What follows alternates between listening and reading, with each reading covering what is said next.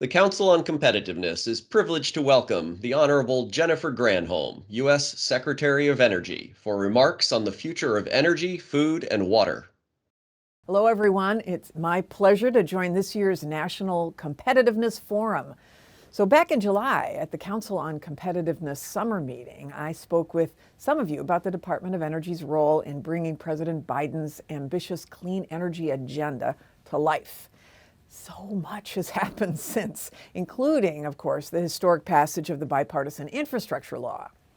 That is a massive achievement for the cause of clean, affordable, reliable, resilient energy.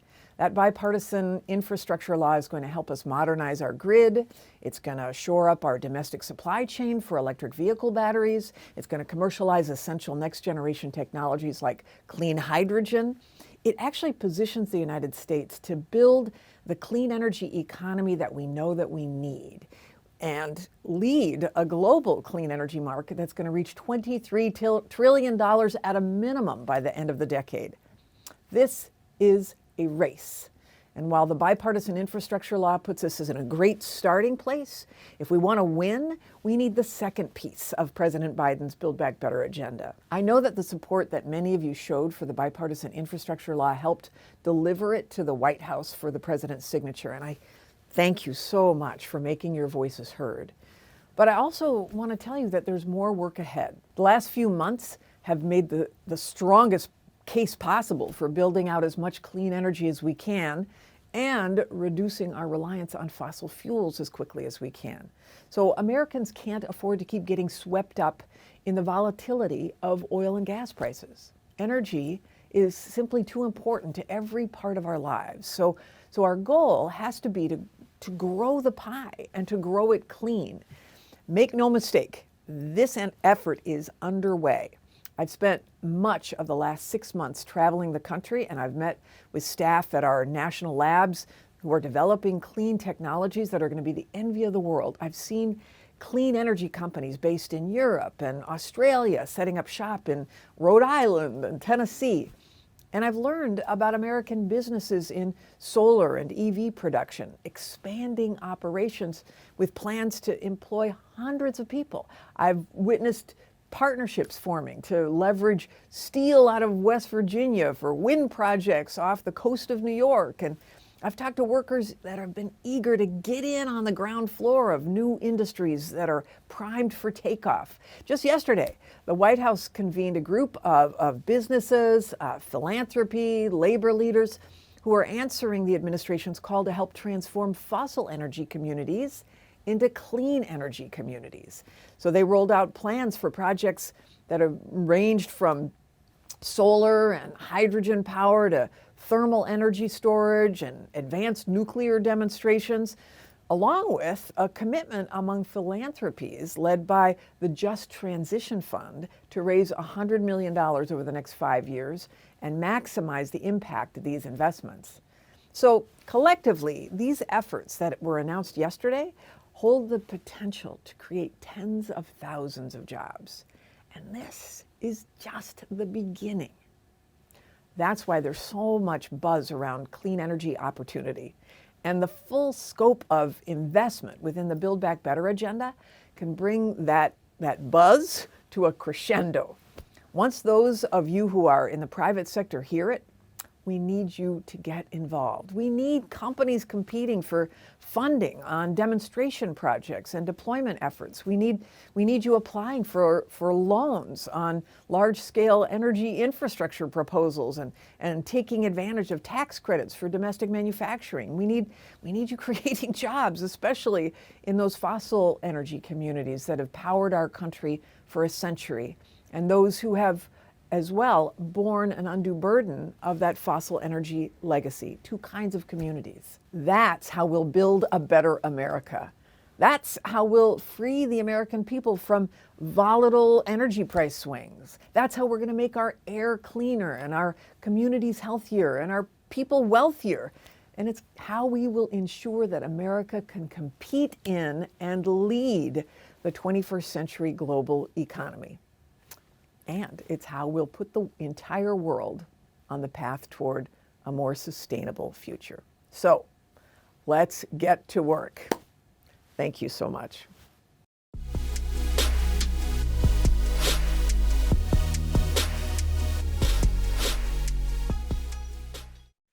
Good afternoon. I'm really pleased to have a conversation with two of the world's most thoughtful and impactful leaders examining one of the world's most crucial innovation challenges and opportunities.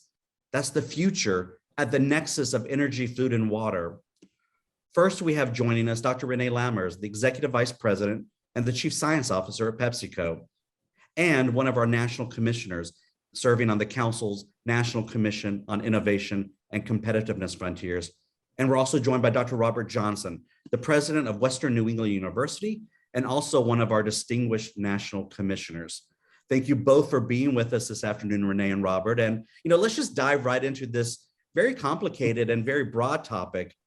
And I'd like to get your insights on how the United States can leverage and engage this innovation space for long-term competitive advantage. Now, we all know water's properties are useful for things like producing energy, and energy is required to treat and distribute water for human use and food and agricultural production.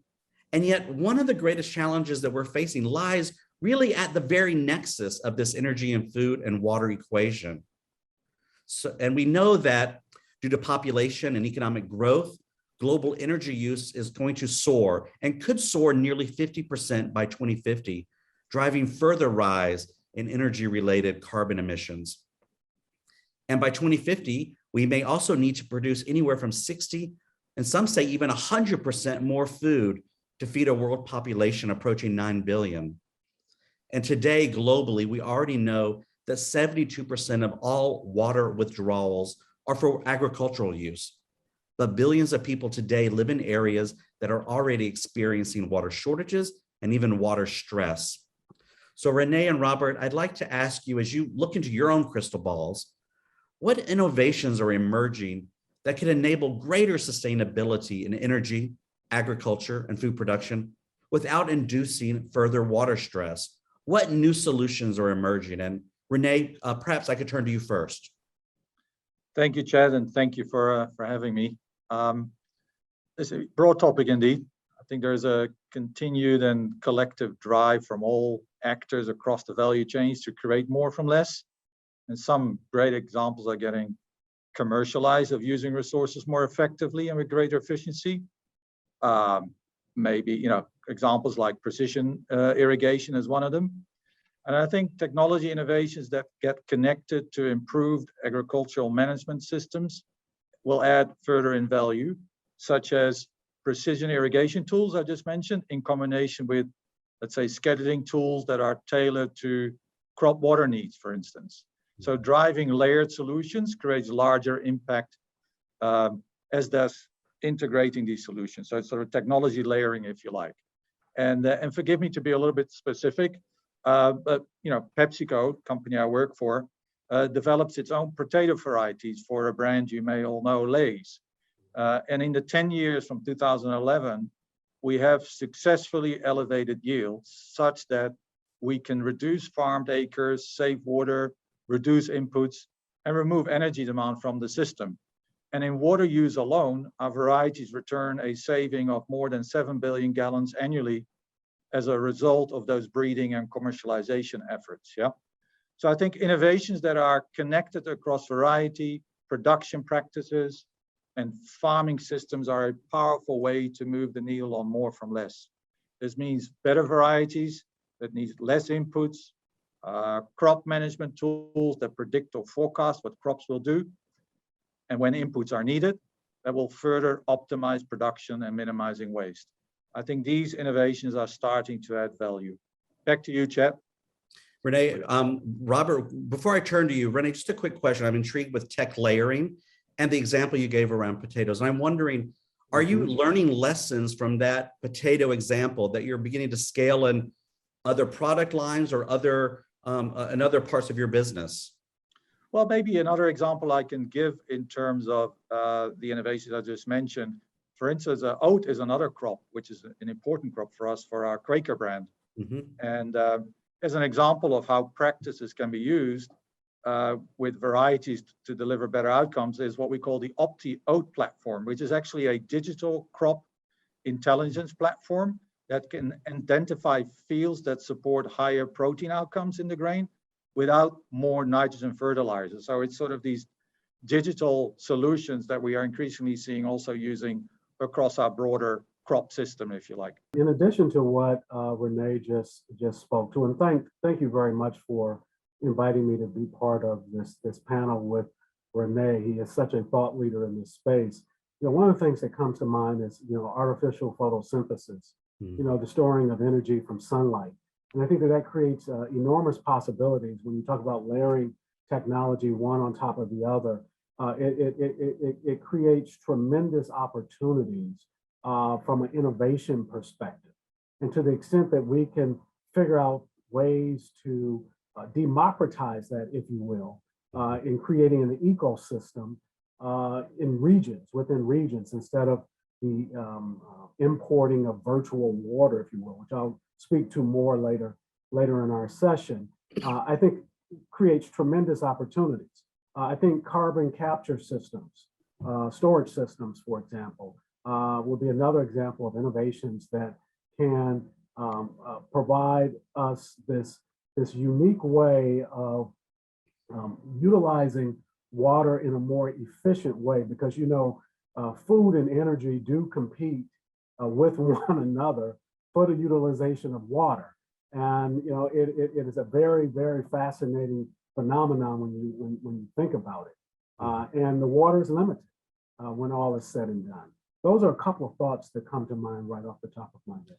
Well, Robert, I'm going to push you there. You ended on the point about limited water, but you teased us with this idea of virtual water. I'm wondering if you can talk a little bit about what you mean there. And then I wonder if I could open up to both of you around this concept of democratizing these technologies and innovations, and what you see that process looking like in encouraging and driving U.S. productivity, U.S. innovation, U.S. competitiveness.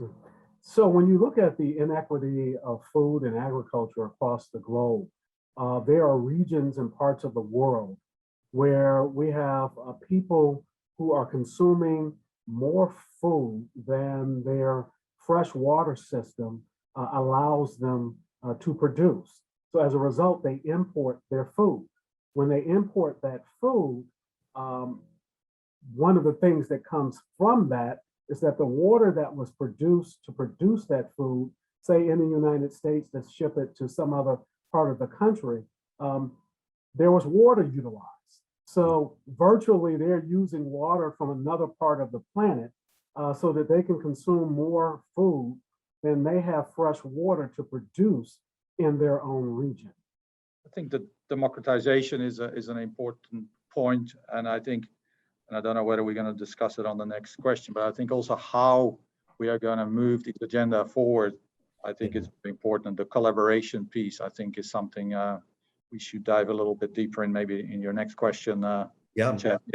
Well, let's do that. You know, Renee, you've sort of foreshadowed what I think I wanted to get to.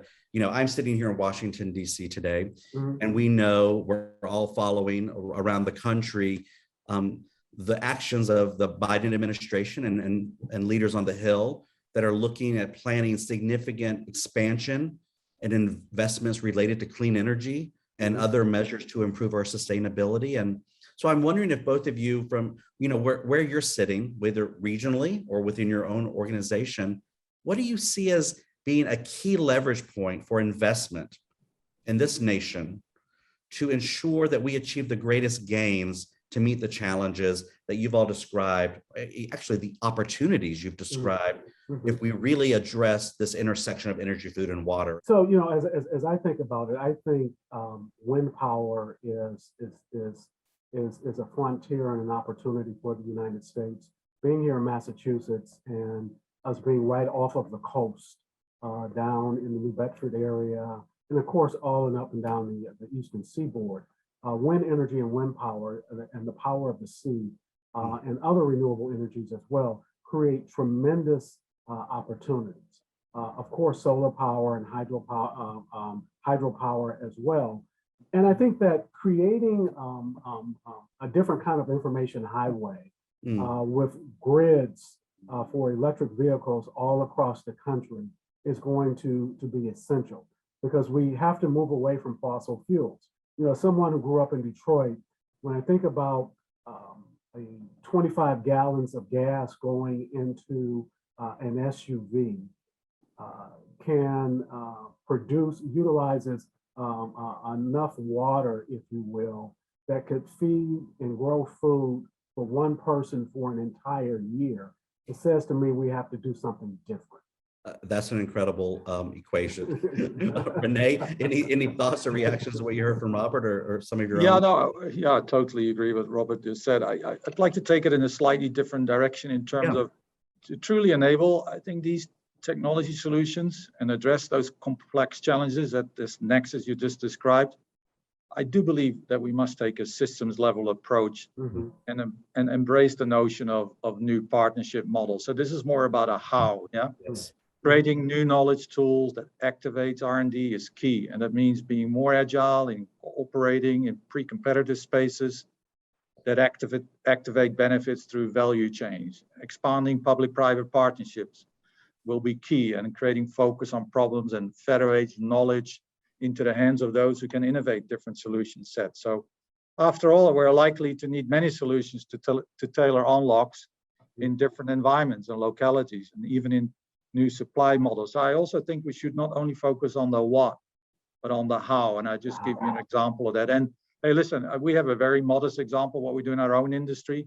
We worked with Corteva, one of the best agri-science companies there is, and we actually sequenced the full oat, the genomic code of the oat, and we put it out there in the public domain, so that other people can actually benefit from it, from that knowledge that we put out there. So it's also a how rather than the what. I have one specific plug for where we should probably put a little bit more investment, and that is around basic food science. I do believe that is an area where we still have very significant unlocks to go for and to go after, and a step up in investment in there would be highly appropriate in my humble opinion. Renee, thanks for that. Well, I love this idea. We began with the why, and we are ending with the hows and the what. Robert, any last word before we wrap up? I think that smart farming is going to become more and more important. And I think that to the extent, I know we have big farms, mega farms all over the world, but if we begin to think about this very, very fundamental principle of agroecology and creating ecosystems with local farms, in various regions all across the world, we could literally improve the yield anywhere from 50 to 100% and consuming significantly less water. And if we think about doing things of that nature, the world will be a better place. We have to democratize this back to the very, very basic levels wherever we can. Using smart robots, if you will, to do farming and agriculture. And that's not to take away from the big farms, but we can't continue to utilize virtual water across the globe. Robert, Renee, I want to thank you both for sharing your ideas and solutions, really at the heart of this very intricate equation, as we talked about from the beginning, of energy, food, and water. And I know as we look forward to 2022 with our National Commission, I look forward to working with you both on unpacking more of these ideas. But thank you for being with us today at the National Competitiveness Forum. Thank you, Chad.